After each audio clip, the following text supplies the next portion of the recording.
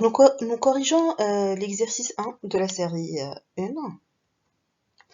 On nous demande d'indiquer le nombre de chiffres significatifs des nombres suivants.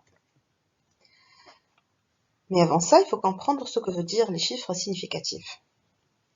Alors, si on prend une valeur de pH égale à 3,124 ou une distance mesurée avec une règle plate de 3,24 cm, nous pouvons conclure rapidement que ces chiffres ne peuvent pas être délivrés par ces instruments-là. En effet, le pH-mètre affiche au plus 2 chiffres après la virgule et la règle est graduée au millimètre près. Elle ne permet pas donc de mesurer 0,4 mm. Donc, les 4 dans les deux cas ne sont pas des chiffres significatifs. Le chiffre significatif reflète la précision d'un instrument de mesure. Dans un nombre, les chiffres significatifs correspondent à l'ensemble des chiffres apparaissant à partir du premier chiffre différent de 0 en allant de la gauche vers la droite.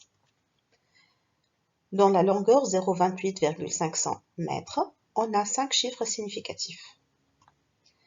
Le 0, qui se trouve le plus à gauche, n'est pas significatif. Les chiffres 2, 8 et 5 sont significatifs.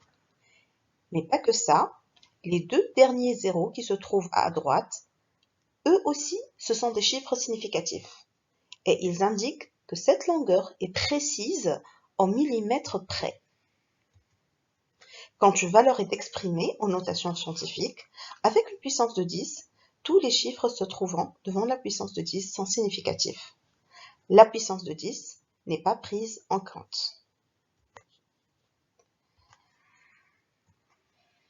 Donc, le tableau suivant regroupe les réponses à notre exercice. Donc, pour le chiffre 4023, nous avons 4 chiffres significatifs. Le 006 possède un seul chiffre significatif, 2,1 à 3 chiffres significatifs. 6230 possède 4 chiffres significatifs.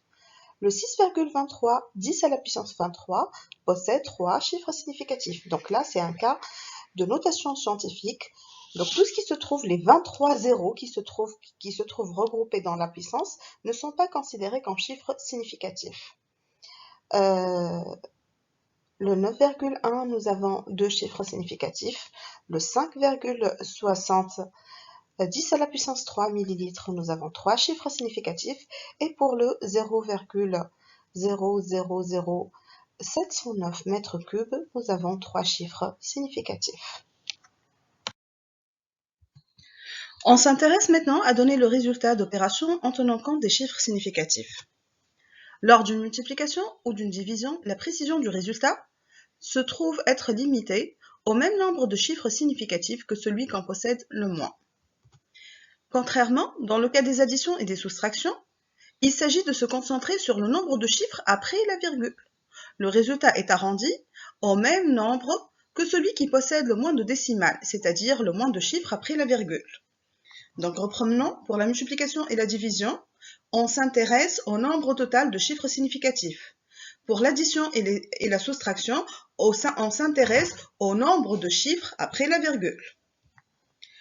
Pour arrondir une valeur, alors si le chiffre après le dernier digit qu'on va garder est inférieur à 5, on va minorer. S'il est supérieur à 5, on va majorer. Par contre, s'il est égal à 5, on arrondit au chiffre pair le plus proche. Ce qui nous donne les résultats de notre exercice. Donc l'addition de 1,234 plus 6,2, ça nous donne 7,4. On se limite à un seul digit après la virgule. 4,65 moins 125,4, ça nous donne moins 120,75. Mais nous, on va s'arrêter à un seul digit après la virgule. Donc, on va s'arrêter à 7.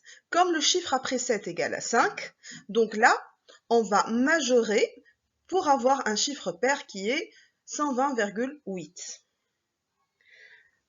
Le résultat de l'opération C consiste à multiplier le premier nombre à 5 chiffres significatifs, le deuxième à 3 chiffres significatifs et le troisième à 4 chiffres significatifs. Alors, le résultat doit contenir 3 chiffres significatifs. Donc, on fait notre opération, ça nous donne 12,616.